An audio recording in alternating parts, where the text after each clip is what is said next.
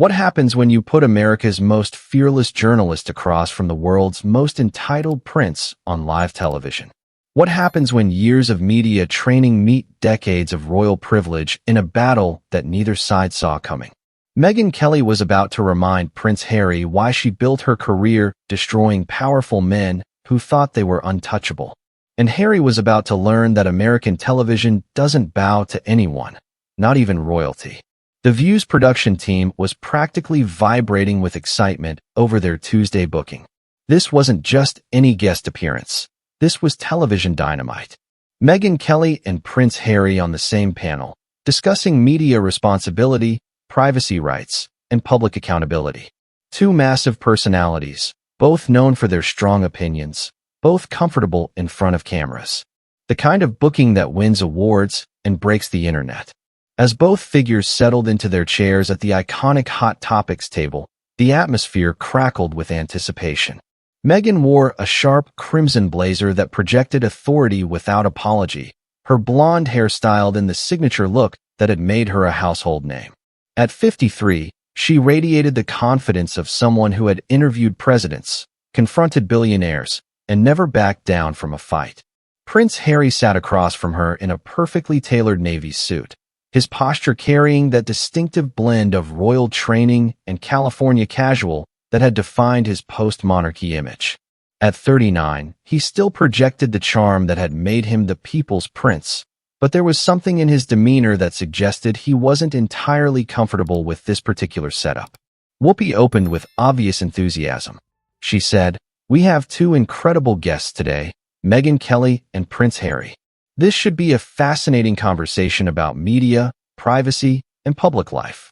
Megyn's smile was professional but sharp, her voice carrying that distinctive blend of intelligence and steel that had made her legendary. She said, "Thanks for having us, Whoopi. I'm looking forward to what I'm sure will be a very illuminating discussion."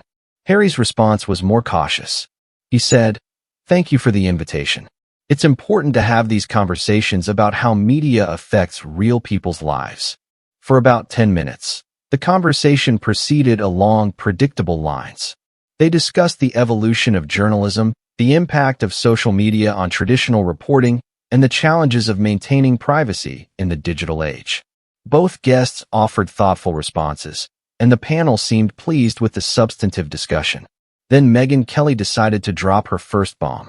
She said, "Harry, you've spoken extensively about your issues with the press, about feeling victimized by media coverage. But isn't there something fundamentally hypocritical about someone who's made millions from tell-all interviews and Netflix deals complaining about media intrusion?" The question landed with surgical precision. Harry's media-trained smile faltered slightly. He said carefully, "Megyn, I think there's a difference between choosing when and how to share your story versus having your privacy violated without consent." Megyn leaned forward with that prosecutorial intensity that had made her famous. She said, "But Harry, you didn't just share your story. You sold it. You've monetized every family disagreement, every private conversation, every personal trauma. How is that different from what you accused the tabloids of doing?" The studio was getting quieter. The audience, sensing this, had moved beyond friendly discussion into something more pointed. Harry's composure began to show strain. He said, "That's not fair, Megyn. I've shared my truth to help other people who might be struggling with similar issues." Megyn's laugh was sharp, but not cruel. She said, "Your truth? Harry, truth isn't subjective. Either something happened or it didn't. Either someone said something or they didn't. You can't just rebrand selective disclosure as sharing your truth. That's when something shifted in the dynamic." Harry was clearly not prepared for this level of direct confrontation. He said, "I've been consistent in my accounts." "Have you?" Megyn interrupted with laser focus. "Because you've told different versions of the same events in different interviews. Your story about family conversations changes depending on your audience. That's not consistency, Harry. That's manipulation." The audience was completely silent now, witnessing something unprecedented. A member of the royal family being systematically dismantled by a journalist who clearly had no interest in deference. Megyn continued, her voice building with the authority of someone who had spent decades fact-checking powerful people. You claim you want privacy, but you've written a best-selling memoir detailing private family conversations. You say you want to be left alone, but you've done countless interviews about wanting to be left alone. You criticize the media for invading your privacy while simultaneously courting that same media when it serves your purposes. Harry tried to regain control. He said, "Megyn, you're oversimplifying. I'm clarifying." She cut him off with devastating precision. "I'm pointing out the obvious contradictions that somehow every interviewer before me has been too polite or too starstruck to mention." She leaned back with that confident smile that had intimidated politicians and CEOs. "You want to know what I think, Harry? I think you don't actually want privacy. I think you want control. You want to be able to tell your side of every story while demanding that everyone else stay silent." The studio was electric with tension. This had gone far beyond normal daytime television into something that felt more like a public trial. Harry's face was flushing with anger and embarrassment. He said, "That's not true, isn't it?" Megyn's voice rose with controlled intensity. "You've accused your own family of racism on international television, but when they don't respond publicly, you criticize them for staying silent. You've revealed private conversations with your father and brother, but when they don't retaliate, you somehow paint that as further evidence of their dysfunction." She stood up slowly, her presence commanding the entire studio. "Harry, you've created a no-win situation where anything your family does, respond or don't respond, engage or don't engage, becomes ammunition for your victim narrative." The audience was riveted. Watching this complete evisceration of someone they had been told was untouchable. Megyn walked around the table, her movement deliberate and controlled. "And the most infuriating part? You've wrapped all of this self-serving behavior in the language of mental health advocacy and social justice. You've made it impossible to criticize your actions without being accused of attacking someone's trauma." Harry tried desperately to respond.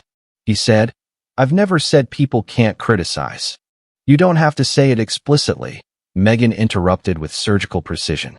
"You've created an entire media ecosystem where questioning your narrative is automatically framed as attacking mental health awareness or undermining important conversations about racism." She faced the cameras directly, speaking to the millions watching at home. "Ladies and gentlemen, what we're witnessing here is masterclass manipulation. This is how someone uses real issues, mental health, racism, media accountability, as shields to protect themselves from legitimate criticism of their own behavior." Her voice carried the weight of decades of investigative experience. Harry has taken genuine problems that deserve serious discussion and weaponized them for personal gain. He's made it impossible to have honest conversations about these issues because he's turned them into his personal brand. The View hosts looked genuinely uncomfortable, clearly unprepared for such a direct and devastating analysis. Megyn returned to her seat, but her intensity never wavered. "You want to talk about media responsibility, Harry? Let's talk about your responsibility as someone with a massive platform. Let's discuss the damage you've done to actually important causes by using them as cover for your family drama." Harry looked completely defeated, his usual charm and media savvy completely overwhelmed by Megyn's relentless factual assault. She delivered her final blow with quiet authority. "The tragedy here isn't that you've been mistreated by the media, Harry. The tragedy is that you've become exactly what you claim to hate. Someone who exploits private information for public gain. Someone who manipulates narratives for personal benefit. Someone who profits from other people's pain." The studio was dead silent as she continued. "The only difference between you and the tabloids you despise is that you've convinced yourself you're the hero of this story."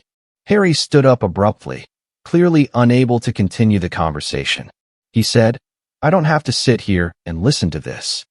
Megyn's response was immediate and devastating. "No, you don't. But the fact that you're walking away when someone finally asks you real questions pretty much proves my point, doesn't it?" The studio erupted as Harry walked off the set, leaving behind a journalist who had just reminded everyone why she was considered one of the most formidable interviewers in television history. Within minutes, the footage was everywhere. The moment when American journalism finally held royal privilege accountable became the most watched clip in the View's history. The revolution wasn't just in watching a prince get humiliated on live television. It was in seeing what happens when real journalism meets manufactured victimhood, when facts encounter narrative manipulation, when someone finally refuses to play along with a carefully constructed public relations campaign. Megyn Kelly had reminded everyone that no one, not even royalty, is above being held accountable for their contradictions. And sometimes the most important service journalism can provide is simply refusing to be fooled.